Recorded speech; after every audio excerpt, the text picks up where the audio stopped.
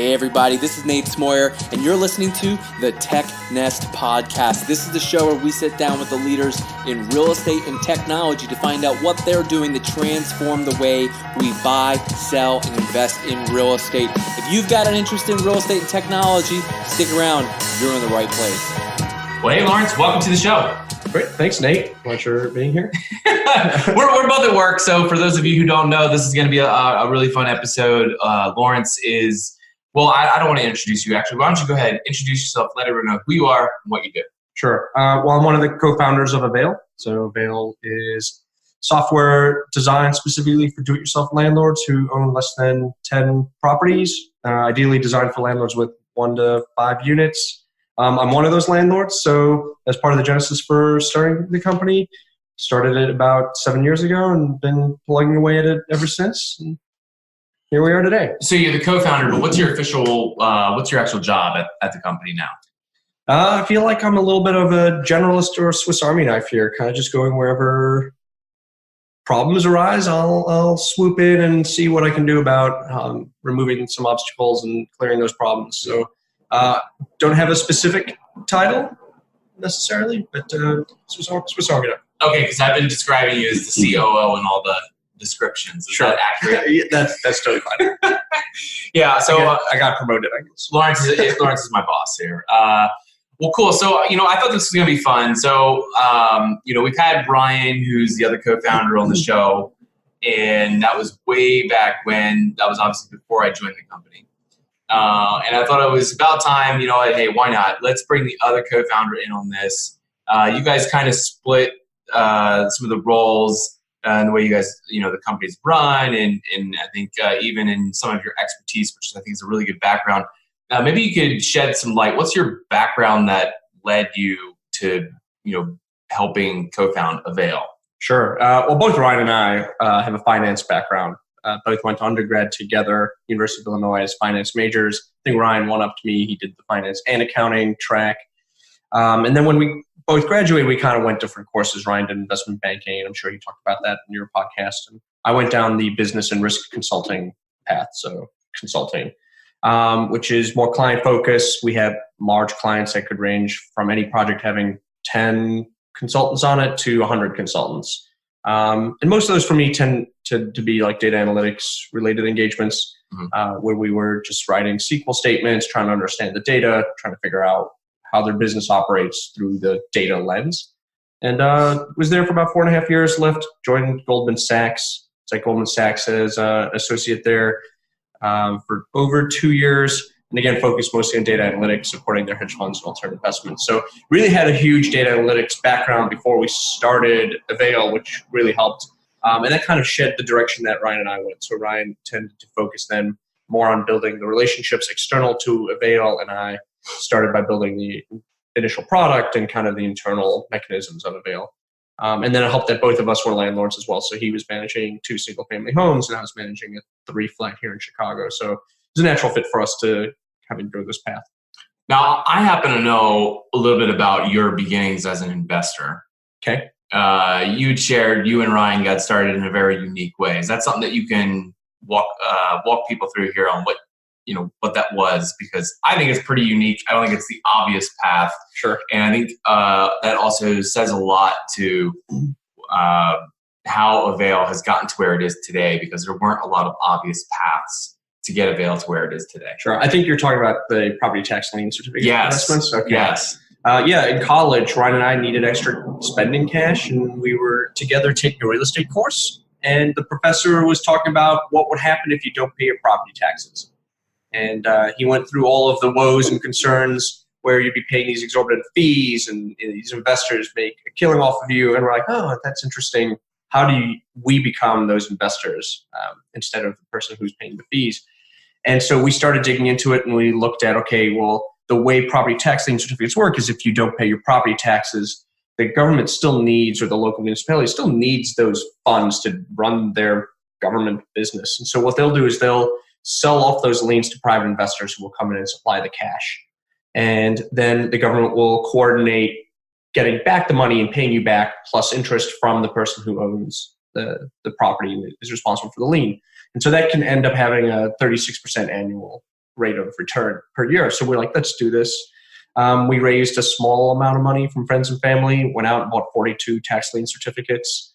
And then, over the course of the next 18 months, we were just making a little bit of extra cash on the side through that investment. It was good. That was the first time Ryan and I worked together. So we got a sense for how that would shape out. And I think when it was time to start this business, we knew we were confident working with each other since we had done it before. Yeah. That's not the, as you can hear, that's not the obvious road to, I need some extra cash. In college, I did professional stunt show announcements. Yeah. I did cheesesteak vending at convention centers. It's different than going to the blood bank. Well, I didn't start selling my blood plasma until after college, but that's a whole other story. That's a real story. But I think that says a lot there. So are you still in the tax liens investment business? No. So, as anything, real estate also evolves over time. And I think 15 years ago when we were doing that, there weren't a lot of investors who were interested in that. And the way that works is it's a reverse auction. So you're really bidding on the interest rate you're willing to accept. And when more investors come into it, any auction is going to drive down the value for the investor. Yep. And so now I think on average, you're going to get a 2% annual return on that investment. At that time, we were getting 36%. So we haven't done that since, and instead have now gone the more traditional way with real estate investing, but also non-traditional with the software startup. Yeah. So you've got a few more investments these days. You've got a few multifamilies here in Chicago. Do you invest outside of Chicago? No. So I've got 2 multifamilies here in Chicago, and then I've got a car wash in the far north suburbs of Chicago. What is it? So the car wash has always been fascinating to me, and we got a chance to talk about that previously. I've always liked car washes because it's the kind of thing where anybody who is feeling the need has to drive by. Obviously, up this far away north, in the wintertime, it's great because you have to wash the salt off your car. And then in summertime, you're trying to flex, so you're making sure your car is looking good. So it's great. It's a year-round. It's 24/7. Is yours 24/7? Yeah, this one's 24/7. It's also self-service. So the way it's laid out is there's 6 bays. 4 of them you go in, you take the hose, you spray it down yourself, and then 2 of them are like smart bays where you drive in and then the machine will automatically, you stay in your car and the machine will do everything. And you're right. In the wintertime, I think a lot of people think that business is going to slow, and it actually propels because you have to get the salt off your car. It's really damaging, and people will come in multiple times a week. How do you compare a business like that to real estate? Is there a direct comparison, or do you have to learn a whole nother set of skills to be able to, look at, evaluate? Because obviously there's real estate involved here. Yep. So there is a real estate play, but then you've got the multiple of the business attached to that. Are there some similarities, and then really what are the main differences you got to pay attention to? I think there's a base level similarity where you are running a business at the car wash, but you're running a business when you own rental properties. And not to bring it back to Avail, but one of the things that we always try to do with our landlords is help encourage them to realize that they're running a business with their rental properties. Right. And so, you have to start looking at what's the revenue you're bringing in for rentals, it's rental income, and you have to start thinking about your expenses, which can include your mortgage, the maintenance, and those kinds of things. And the car wash is the same. You have to look at revenue and expenses. They're both a business. The complexity, I think, comes in with depending on the nature of the business. In the car wash, for instance, you've got a physical product besides the property that you're delivering. So you have to figure out what the right chemical balances are for the car wash, and you're tweaking those things. You're having to buy from a vendor on a regular basis. So all of a sudden you start including suppliers and cost of goods, and there's an extra layer on top of it. But the base fundamentals is you're running a business, and it's essentially the same. Yeah. I mean, obviously that's always been the one thing that's kind of I wasn't sure how to do with a car wash. I know that one day I'm gonna have a car wash. We're gonna name it after our dog, Mr. Fox. It's gonna be Mr. Fox. I don't know, car wash or Clean Mr. Fox or something like that. Yeah, I think car washes are good. It's a cash flowing business generally. Yeah. People need to wash their cars. Well, let's shift. I want to talk a little bit about what you do here at Avail. So, as a founder, you don't get the advantage that I get. So the advantage I get is, I come in and I'm like, hey, I've got this idea. Let's do this thing. And you're like, okay, yeah, sure. Let me show you the 4 ways we tried that, and every which way it went wrong. So as the founder, you're paving those paths, and you can look to other companies, but in our space, and especially when you guys started 2012, right? Yeah, 2012. We couldn't find an engineer to build the product for us necessarily. So 2012, we decided, hey, we're going to spend the next year or two trying to teach ourselves to code and build most of it from the ground up. Let's start there first. Was that the right decision? I think if we had alternative paths, I would have preferred someone to own it and build it for us for the next several decades. But at that time, Chicago really was starting to grow as a tech community, but wasn't there. So not a lot of engineers. Not a lot of engineers are willing to work for equity when there's no tangible value in the business yet, and really hard to get funding in Chicago. So you have to take kind of what I consider a Midwest mentality, which is do what it takes, roll up your sleeves, learn it yourself, do it yourself. And that's what we had to do. And so that's what those first 2 years were, was just how are we going to build this? Okay. So it really wasn't until middle of 2014 when we had a working product with real customers. So other than just trial and error, how are you as founder and leader of the company, what are you doing to accelerate your rate of learning outside of just, well, let's give it a shot and see what happens? Yeah, well, I can tell you from starting the business 7 years ago, I feel like the amount I've learned eclipsed everything that I had done before that. So the 15 prior working years experience felt like 1 year relative. Yeah. And that's really the best way to just kind of propel your learning is get your hands dirty, get in it. If there are tools that are going to help you, being the one to initially learn those tools is a great way to just kind of figure everything out. And a lot of times when you're trying to figure out a tool, you'll end up learning a best practice because of it. And how to use that tool forces you to learn the process as well. Yeah. And I mean, and I can speak, so, shedding some light on the roles since I've been here at Avail. Laurence has been leading, we just brought on a new product manager, which is amazing. Yes. And that's going to do all kinds of things for us. But I mean, you're leading product and engineering and previously marketing and, operations of the company. And, then there's the data download of everything we've done. And being a landlord. You're making me anxious already. There's all those things. I mean, it's a lot of stuff. And so, I think that it's important, especially because I know that there's some other founders who are listening to the show who are, their companies have yet to break 10 employees or they haven't made it past seed round funding. And, there's significant milestones in there. What gets you to your family friends round and then gets you to your seed round and then gets you to your A round. Those are really big jumps. On paper, it looks like they're just one dot to the next, but as a business, those are really significant jumps as far as what the business has to be doing, what it's accomplishing, and then being set up to get at the next level. And I think that it's probably really beneficial for people to hear that before they start down that path of just know, like, there's going to be some really big hills. Yeah, and when Ryan and I started, it was just the two of us, and we thought, well, man, if we could just get a friends and family or an angel around, things are going to be so easy and great. and then you take your friends and family's money, and you're like, oh no, now I can't lose their money. That's my dad's money. Yeah. And then your dad's getting his buddies on it, and you're like, you feel like this sense of moral responsibility around it, and things didn't become easier; they became considerably harder because now you're looking at it. It's not just I'm trying to start this business, but now I'm also a steward for this capital I just took, and I can't. You got to go see them at Christmas. Yeah, I can't let them down. I can't be at the table, eating whatever we're eating, and be like, oh, by the way, we lost all your money. Right. So it got harder, and then I feel like that has happened with each round that we've done. So then you take the seed round, and now it's significant money. Now you're talking in the millions. And you think if only I could just close the seed round, we can start hiring people and starting to grow and things will get easier. And what you find is, you can start hiring people, and that only makes the problems larger. Because now you've got to figure out all these things that I didn't have to figure out before. I didn't have to motivate myself. I was always motivated, but now I have to motivate my team. And I have to figure out how to train my team and grow the team and how to figure out the right priorities for them and how to help them figure out the right priorities. It ends up being like a tenfold increase in work, anxiety, problems, everything. Each round has made it harder. Yeah.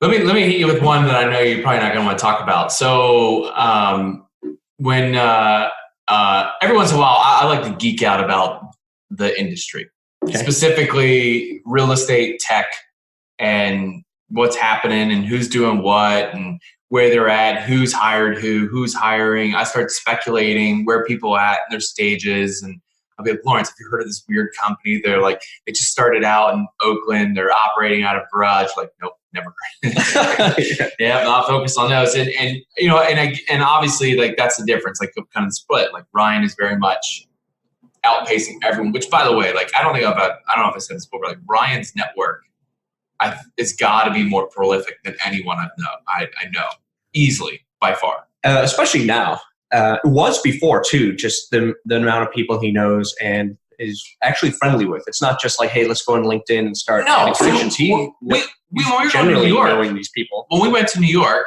for our Cheddar TV segment, we saw 3 people from flying from Chicago to New York. 3 people came up to Ryan in between the Chicago airport and New York airport. And like, hey, Ryan, what are you doing? What's going on, man? Heard your business is taking off. And he's like, he said it doesn't happen all the time. I don't believe it. No, I think it does happen all the time. It's like he's a mini celebrity in that way. And that happens when we go out to San Francisco. We'll randomly run into people he knows. And, that's good. And then highlights where his strengths are, which is more on building the relationships. He tends to focus that, therefore, on the fundraising, on PR, on those things, and I'll focus more internally in the company, which is why I don't typically notice necessarily what competitors are doing. One, because I'm just heads down working, trying to build our own product, so I focus more on our customer than our competitors. But also because I think about our target customer, the do-it-yourself landlord, 8 million of them. None of our competitors have any meaningful market share, and so because of that, I just tend to think it's not worth looking at them as much. So that's what I wanted to ask about. Is like, we have a lot of people who are chasing after the same space we're chasing after, but also related or like tertiary, point solutions that are going after like one segment. Why do you think so many people are trying to reach the everyday average DIY landlord? Well, I think a couple reasons. The first being that do-it-yourself landlords are probably underserved in the market. So you think of like a large property manager or company which maybe has 10,000 units, they're very well served. And you have people doing outreach, trying to get them and offering them a multitude of services. But the do-it-yourself landlord are really hard to find. So they're mostly underserved because there is no one to serve them. And so there's a huge growing need. You can see that they are searching for solutions when you go to Google and you look at search trends. And so anytime you have an underserved market, you're going to eventually have people wanting to come in there and figure it out. And then the other reason people are trying to do it is because I think the goal is if you can figure out how to defragment all of these landlords who right now aren't in a community with each other, they don't necessarily talk to each other, but if you can bring them under one house or one roof in a way, you unlock a lot of potential for them and then for our business. You can just negotiate on their behalf to get them better deals or help them get transactions that are going to remove middlemen that save them money. There's a whole bunch of things that start to happen when you can get them all under one roof. And that's a large focus for us. Maybe you could talk about, so obviously there's a lot to accomplish there.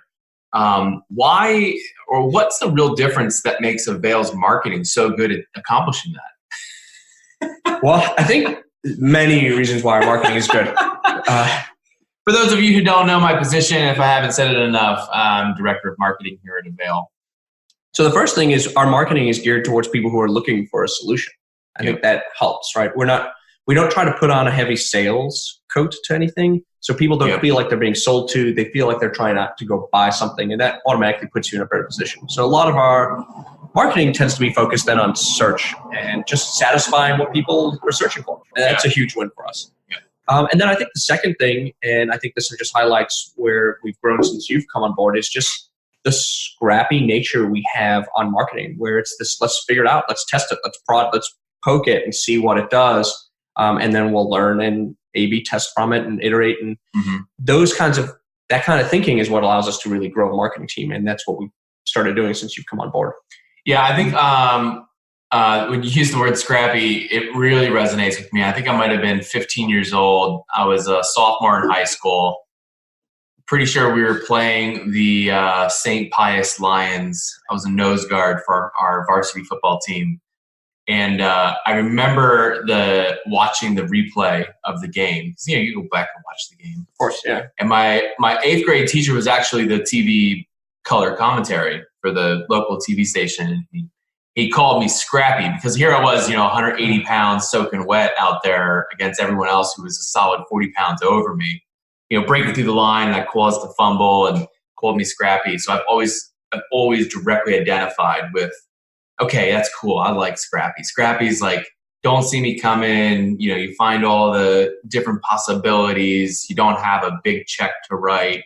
And even if you do, just kind of put that away for like, when hellfire and brimstone is coming down, then maybe get the checkbook out. I think scrappy sets people up and on the right path. I don't remember whose quote this was from, but and this is just something we live by, but if you have more money than brains, you're going to spend a lot of money trying to build a business. But if you have more brains than money, you're going to build a long-term, meaningful business that's going to really work in the long term. So we tend to think scrappiness is what pushes us down that path of forcing us to have more brains than money. And that's allowed us to be much better at building a business. Yeah, I'm not going to get on a political tirade this episode, but I mean, obviously the government in many ways lacks scrappiness.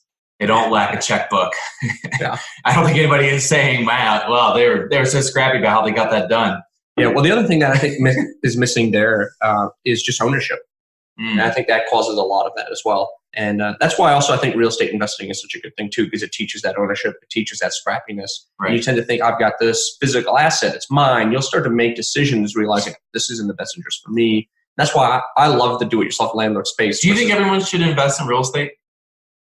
If they can, yeah, I think they should. What about the personal home? This has been a hotly debated topic as a primary residence. Gary Vaynerchuk's really ticked off a lot of real estate agents this year when he said, owning a home is stupid.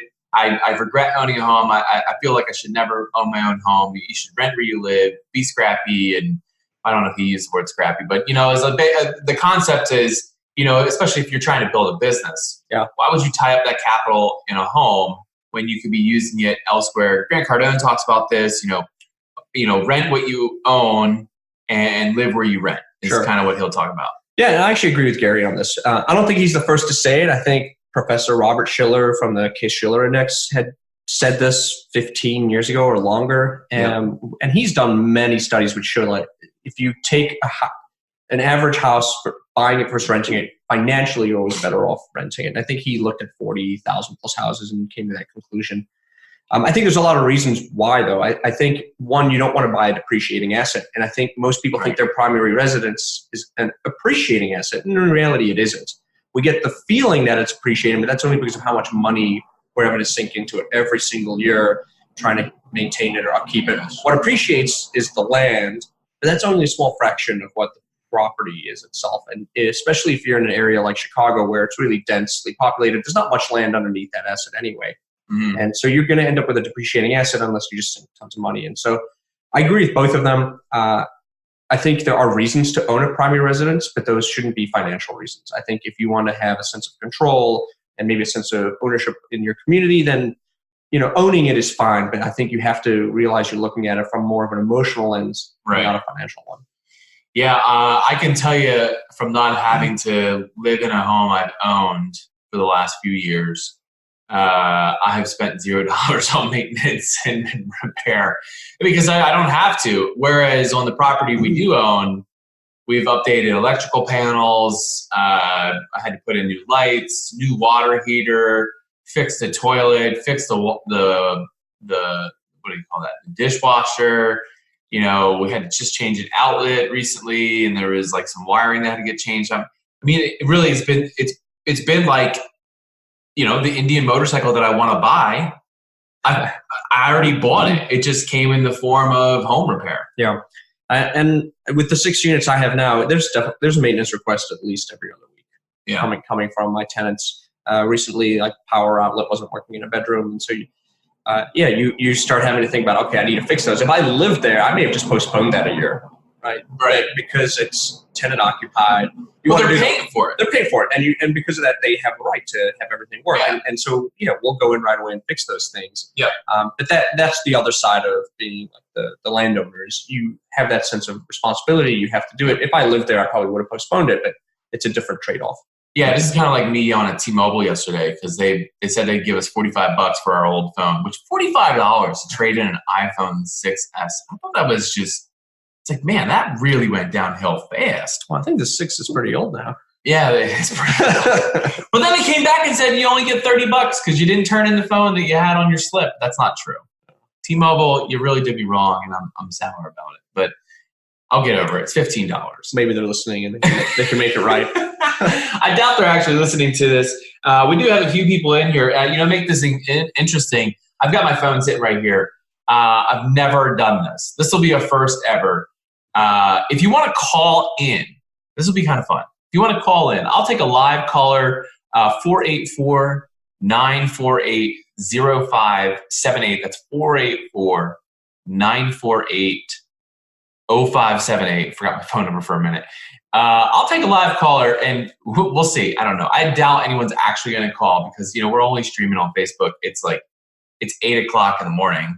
So you people should be going to work. And please save the death threats for email instead. I doubt that's going to happen.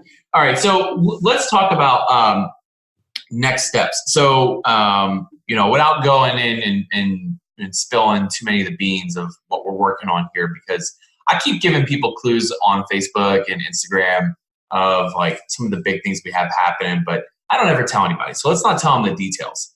But we've been working on infrastructure, is building our business, right? And I think this is a valuable thing for any business at any level. What's some of the things over the last few months is we've been building out our infrastructure, building out our teams, our systems and processes, and really taking things to the next level. What are some of the things that you've learned in those last few months? And what do you think for someone who's about to go through similar stages as us, what's some of the things they should be looking for inside of their business? And specifically, it's a tech company. So other tech companies, what should they be looking for and maybe even looking out for?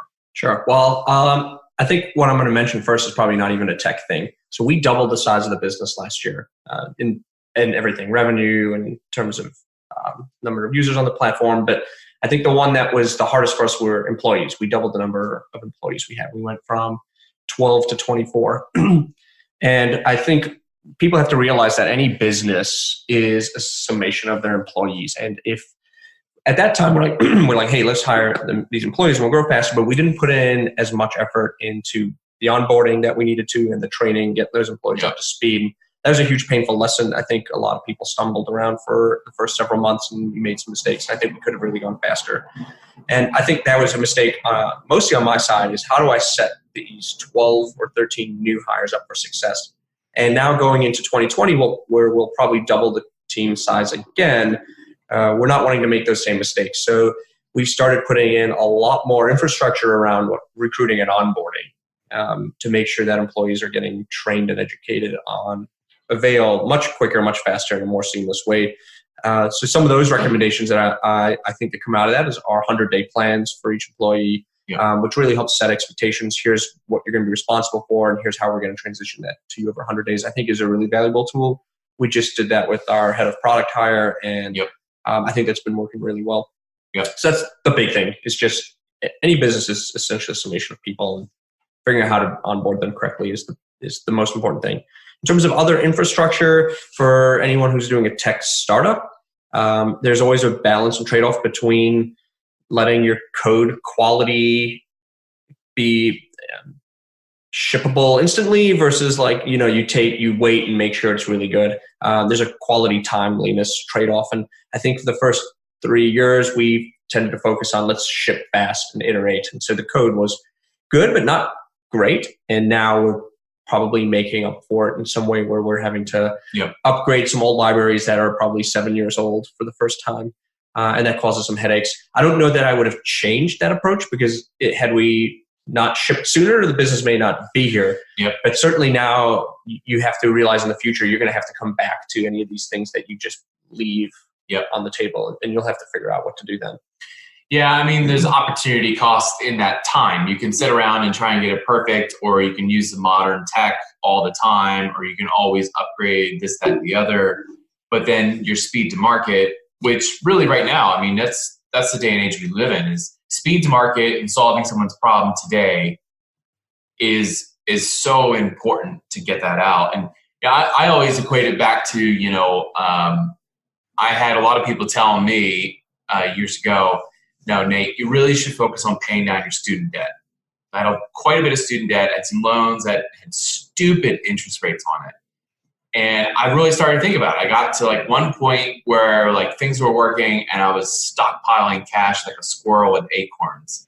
And I was like, I got to do something. And for me at the time, it was a fair chunk of money. It was, I think it was the first time I'd ever had $10,000 in my bank account. And so if I was like, oh man, I never thought I'd have $10,000 in the bank account.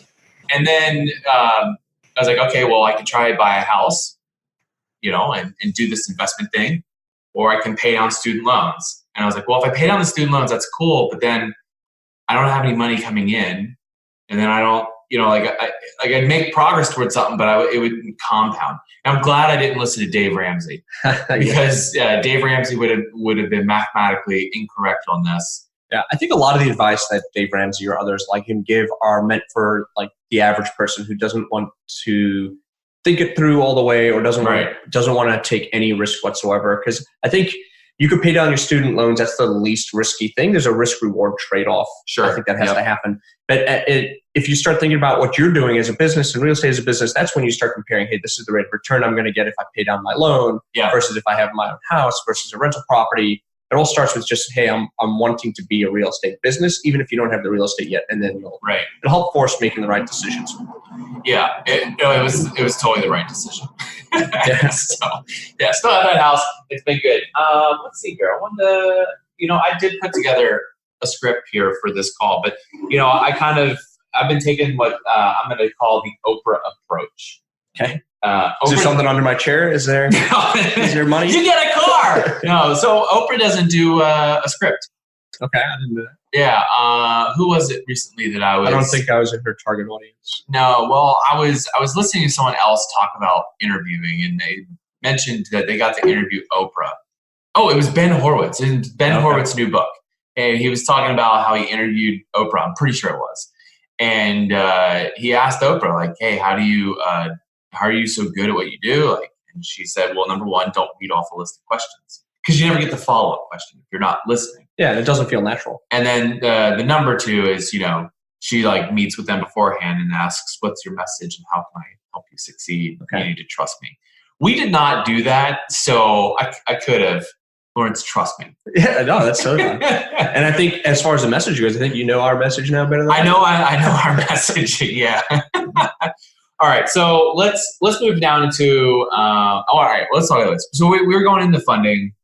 So you're pretty well versed now on the process in raising money, what it means for the business operationally, what it means as a founder, equity wise, what it means for reporting to your early investors and getting them on board when you take on new investments, and even employees, because we have an equity share program here at Avail. So we all, and you've said this a few times, you see us as not just employees, but as co-founders, because we all have a share in the success of what we're working towards.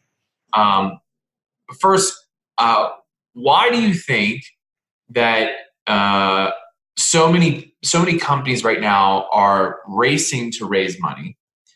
And I know that you're not heads down in the industry, but what's your opinion as far as is it overhyped in needing to raise money, or do you think that that's a necessary requirement to build a big business today?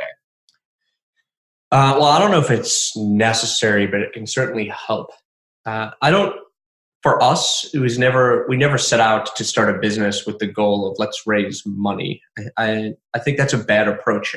The money should be raised for a specific tangible purpose. For us, that is marketing dollars. So we don't raise money to keep the lights on or pay employee salaries. That has been paid for by just operations of the business. We make enough revenue from what we do to cover the daily activities. So it's much better and easier to go out and raising money for a specific reason. For us, it's growth. We want to grow faster. Right. And when you can tell an investor we're putting all of this money on marketing, it makes them feel a lot better than saying, hey, we're putting this money on lights while we try to figure out how to solve problems. So for anyone who's thinking about raising money, they should really think about what it is that they're raising the money for. Because if you raise it to keep the lights on, all you're doing is serving to dilute yourself and any prior investors, and it's not a really good ROI for that money. So in that case, especially in Chicago, I would tend to recommend that people stay scrappy, bootstrap it longer. They have a different mentality to that on the coasts. So, if someone's on the West Coast or East Coast listening to this, they may completely disagree with that opinion, but that is the opinion we have here. Yeah. And that's not one of the things, like, I think you were mentioning earlier, like buying or investing into depreciating assets. Like, you think about it, you're raising money and then you go out and you get a good office. Number one, like, you're not getting, I suppose you could say, like, the space of the office enables you to build a business. But if you're buying furniture and tables and chairs, like, you just burned cash the moment you do that. Like, it goes up in flames the moment you do that. That being said, even if you do or don't raise money, we're still spending money on rent and furniture and chairs, and those are still depreciating assets. Every dollar of revenue we take in, we have to decide what we're going to do with it. Is that going to go towards a tool we use? Right. So every dollar spent is a decision-making process where there is an investment underlying it. And sometimes you have to make those investment decisions that are going to boost morale. Morale boosts productivity, retains employees. So you're just never going to get away from it. We have a unique one in our office. Yeah. Go on. The 312. Oh yeah, we have a 312. We've got a couple. Yeah. So what's the 312? Because I've never heard of this. So 312 is the area code here in Chicago. So if you're making a phone call, it's going to start with a 312. Right. So we have a policy here called 312 where if three people from the company want to get together, up to twice a week, they can get one drink. So it's like a 3 people, 1 drink up to twice a week. The company will pay for that. 312. Yeah, so let's just call it what it is. You get company paid initial happy hour. Yeah. That's kind of cool. For us, that's important. I think it's a nice little homage to the city to name it 312, because it's where we're building. But also, one of the big things is you need employees to really get together to team build. And a lot of that does occur socially with some drinks. And so we're not trying to encourage alcoholism or anything, but we definitely are trying to encourage people getting together socially. Yeah, and so like an example of this, though, that and it extends out. Like I've kind of joked with some friends. I was like, it's almost like there's elements of being here that feel like the TV show The Office. Not the ridiculousness, and Laurence is a little far cry from Michael Scott, but it's like people hanging out outside of work. So like one of our employees is a improv. Elite. Yeah, like comedian. Is that what you said? Actress. Yeah. Improv actress. Yeah, there we go. And we on a Friday night, more than half the company went out and gave up their Friday night to go support her opening show. Down at the Second City. Second City. It was improvised Bachelorette. Yeah, which was pretty good. And I think they have a repeat show coming up now in February. Yeah, I just found them on Instagram. Yeah. If you want to like them on Instagram, improvised Bachelorette. You don't like on Instagram, you follow. Oh, whatever. All right, we're going to shift into the bottom segments of the show. This is the portion of the show that's my favorite. So this is called For the Future. For the Future is where I ask each guest who comes to the show to give their best predictions based on the following 4 questions. Laurence, are you ready to play? Sure. All right, question number 1. Where is Avail 1 year from now? Sure. So 1 year from now, we'll be approaching 2021. Yeah.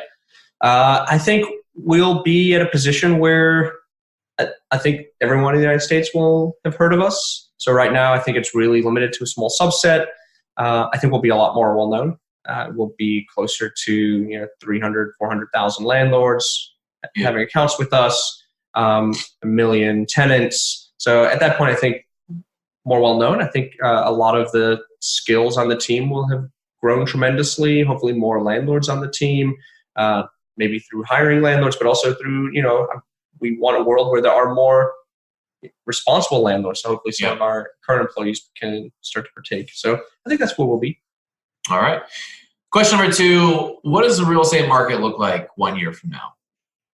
Yeah, that's a tough one. I get worried sometimes that, especially on buying private residences and just residential real estate, that there might be another bubble forming. So I don't want to say that there'll be a huge crash. So in which case, then I'll say I think 1 year from now, real estate prices will be the highest they've ever been. Yeah, I tend to agree that I think that we have a little bit of a leveling off, both on demand because of affordability, which will squeeze supply. People won't be able to move. They won't be able to buy anything else. I think we have some issues in the residential space that are getting exacerbated. Yeah, well, property taxes keep going up, and interest rates are already very low, so they can't stay low forever. So I think rising interest rates and property taxes going up are just going to make housing unaffordable. Yep. Let's see here. I don't have all these questions memorized. I got to look at the script. What's one industry trend you think will continue, but you wish would go away? Social media. The idea that we have to have everything be on Facebook Live. as we're Facebook streaming right now, yeah. I think there's we're in a place where everyone wants to feel validated and recognized, and the easiest, clearest path for them is through social media. Right. And I think it ends up backfiring for most, where they don't. They think if you put something out there on social media, that I'm instantly going to become recognized. My friends will love me. And then they get ignored. It's and then TikTok now. Yeah, TikTok. Yeah. TikTok just breached. Yeah, breached is probably the right word. Breached is right.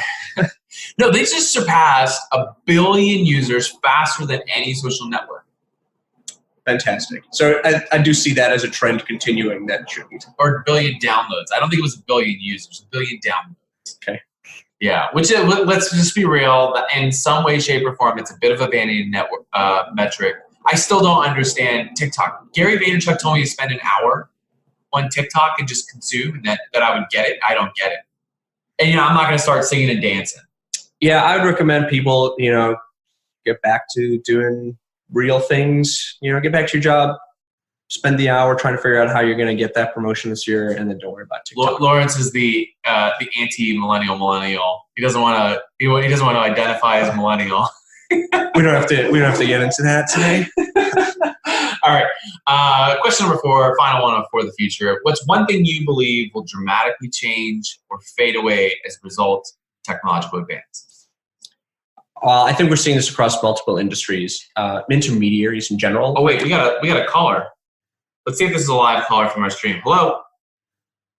Hey, what's up, Nate? This is Steve Winans. I heard that you guys were taking live calls the first time. I didn't want to pass up on that opportunity. We got a live caller. This has never happened. So we got Steve Winans on the phone. He was watching on Facebook Live. We totally interrupted the show to take this call. Steve, what's your question for Laurence? Make it easy. Hey, man. So I joined about halfway through. I don't know if you already covered this, but one thing I always love hearing about from other founders is what's a feature or a business decision that you made that turned out totally unexpectedly, either for better or for worse, whatever it is. Does it not go as you planned? Yeah, I think this is both like a win and a loss for us in some ways. So I think when we started the business, we had looked at lean methodology, and that would prescribe to us hey, choose and build just one feature and nail that feature and then expand on your features. And when we were building it, we're like, hey, screw that. We're not going to follow that. We're going to build 5 major features all at once for our customers. And that ended up being, the listing syndication where we'll publish across the web, plus tenant screening, hooking into TransUnion, plus digital leasing that you can sign online and have state-specific templates, plus rent payments, plus maintenance. And we're like, yeah, we're just going to build all of these things. So that's a huge fail in terms of how you go about building the business. It's really complex. Where do you put the focus? It's really hard to market something like that. That was a huge fail for us, but also an unexpected win, because now that we have those things and we look at how we price the product and how we go to market, having multiple features that generate multiple revenue streams has created somewhat of a competitive advantage for us. It's hard for someone who only does tenant screening to compete for customers with us, because we're a superset of what they do, and it allows us to pay more for a customer, which has allowed us to grow faster and grow our marketing, spend faster and more profitably. So unexpected win on something that is definitely a mistake. There we go. Hey, Steve, appreciate you calling in. Thanks for that question. Okay, there we go. We lost Steve. You'll have to remind me on what that last question was. Oh, so what's one thing in real estate you think will dramatically change or fade away as a result of technological advances? Got it. I remember. So I was mentioning, I think this is something that's true of most industries, and real estate's probably the laggard here, but removing intermediaries. So you see it with taxi dispatchers and how Uber and Lyft have basically eliminated taxi dispatchers. You see it in other industries. I think it's going to happen in real estate as well, where real estate brokers and agents and also property managers, there might be a different world that they're operating in the future, not necessarily completely displaced, but I think the way they'll provide value and add value has got to start to be different. Yeah, I tend to agree with that, and I'll save that tirade for another day as well. We're going to move into the final section. This is where listeners get to learn more about you and your interests. So the first one is, what are you reading? Yeah, so now most of the stuff I read tends to be super technical in nature. I wish I could get back to like some of the more fun books like Gary Vaynerchuk's books. But I'll end up reading documentation a lot for how to use Iterable, which is a behavior-based email marketing platform we use, or how to use smart payables and what does their API look like. That's almost 100% of my reading at this point. That's boring. Yeah. Well, actually, I enjoy it. I find that I learn a lot from those things. Yeah. Both in terms of how to architect a platform, which is super helpful for us, as well as how to architect an API. This is why you lead operations at the company. Yeah, well, that and, I mandated it, I guess. Yeah. Cool. Question number 2, who are you learning from? Right now, in an interesting way, I feel like I'm learning from everyone who's working at Avail. Everyone that we've brought on has a different skill set than me and a different personality. I tend to, I think, have a very vanilla personality in a way, and everyone else on the team has super interesting personalities and different backgrounds, and there's a remarkable amount of learning that's happening there. And then there's also some skills that I'm learning from that. Some of it being patience, because a lot of the people on our team are younger and less experienced. But some of it just being like, wow, I'm getting an opportunity here to be educated from the bottom up, and certainly appreciate those things. Yep. All right, and the last one here, what inspires you? Well, I've got 2 little girls at home. So I've got kids, a 3.5-year-old and one who's about to turn 6. So I tend to think about where do I want things to be in 10 years for them. And I tend to think about, I want to maintain a relationship with them. I want the world to be better for them. Yeah. I would love to have a business that they can come into and learn from. I'd love for them to become entrepreneurs. So a lot of the stuff I do now, I think about, well, how will they be impacted by it, and what can I do to set them up for it in a way. So that inspires me when I I thought the dreams was just having a yacht and retiring down on the beach, Miami or something. No, I get seasick, so yacht's not, it's not gonna do it for me. Maybe like a bus conversion that has a living room in it. Yes, vagabonds. Yeah, that's what I'm gonna do in about 5-6 years. Perfect. Yeah, that's gonna be earlier than me, I think. Oh, I mean, we only have a dog, so yeah, makes it easier. I need a 3-bedroom bus, I guess. Okay, well, before we wrap up here, this has been fun. Also, you and I have to get to our day jobs. Before we close out, for those who are listening who want to reach you or want to learn more about Avail, where do they go and how can they do that? Sure. Well, easiest way is to go to the website, which is just avail.co, avail.co, and I'm sure Nate will put a link somewhere in whatever. There'll be, you can get a link in the description. And then if you want to email us, you could just email us at hello@avail.co. That's going to go to Nate and myself, and we're happy to answer any questions, talk with anybody. We love to learn. Oftentimes we'll try to get on the phone with customers or anybody. It's never to try to convince them to be a customer or to change the behaviors. We just want to learn how they're doing whatever they're doing. Hit us up and help us learn. There you have it. Well, we're gonna get back to our daily jobs. Thanks everyone who tuned in and for calling in. That was kind of fun. Maybe we'll do that again. I don't know. If you guys are up later, well, for those who are watching, if you're up later tonight, 9 p.m. Central, we're doing another live podcast. We'll be talking about co-living. But until then, Laurence, appreciate your time. Thanks so much. Let's get at it. Great. This is great. Thanks, Nate. Well, that's it for today. Thanks so much for listening to the TechNest podcast. Hey, don't forget you can get on the email list so you never miss an upcoming episode. That's technest.io. That's technest.io. Get on the email list. Go to the App Store, whether you found us on iTunes, Stitcher, SoundCloud, wherever you found us. Leave us a 5-star review and share it with your friends.